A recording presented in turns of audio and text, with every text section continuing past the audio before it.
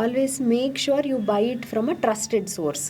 ఎక్కడి నుంచి వస్తుందో తెలియకుండా ఎలాగోలా బర్డ్ చచ్చిపోయింది కదా, ఎలాగోలా వదిలించేసుకుంటే మనకి డబ్బులు వచ్చేస్తాయి అనేటువంటి సిచ్యువేషన్ ఫేస్ చేయకుండా మీకు ట్రస్టెడ్ సోర్స్ నుంచి తీసుకోవటము. అట్లాగే తీసుకొచ్చినా సరే మన జాగ్రత్తలో మనం ఉంటూ దాన్ని శుభ్రంగా ప్రిపేర్ చేసి కట్ చేసుకొని కుక్ చేసుకోవటము. ఇవి స్టెప్స్.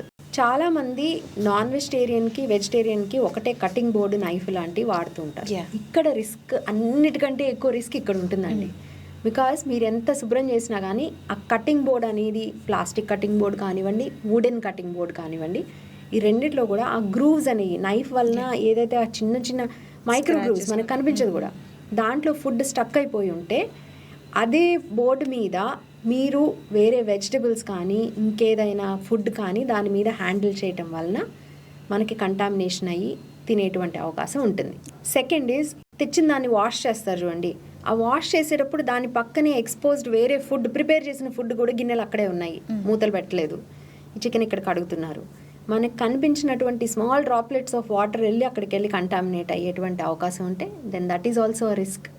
అట్లాగే ఈ కుక్ చేయనటువంటి చికెన్ ఫ్రిడ్జ్లో పెడుతున్నారు మూత లేకుండా, దాని పక్కనే ఆల్రెడీ కుక్ చేసినటువంటి ఫుడ్ కొంత, లేదా మీరు ఫ్రెష్గా తిందాం అనుకున్నటువంటి ఫ్రూట్స్ కొంత కవర్ లేకుండా పెట్టారు.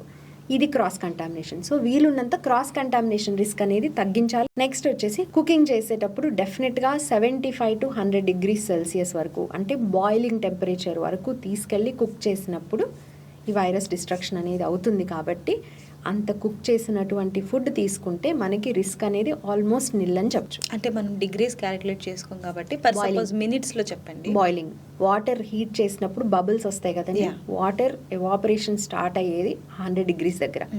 So when you are cooking something, నీళ్ళు పోసి కుక్ చేస్తాం కదా కర్రీ లాగా చేసినప్పుడు, బాయిలింగ్ ఉడుకు రానివ్వడం అంటారు. మీరు పెట్టగానే 2 నిమిషాల్లో వచ్చేది అది. సో ఆ టెంపరేచర్కి వచ్చి అక్కడ కనీసం ఉడికేటప్పుడు కనీసం ఒక 10-15 minutes వరకు ఉడికినట్టయితే, అట్లాగే ఆ పీస్ ఆఫ్ చికెన్ ఏదైతే ఉందో అది కట్ చేసి ఓపెన్ చేస్తే ఫుల్లీ కుక్డ్ అయితే లోపల మీకు పింక్ ఇది అనేది కనబడదు, అది పూర్తిగా డిసపియర్ అవ్వాలి.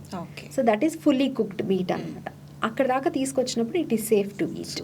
బయట తినేటట్టయితే because you don't know the source, because you don't know when it was cooked.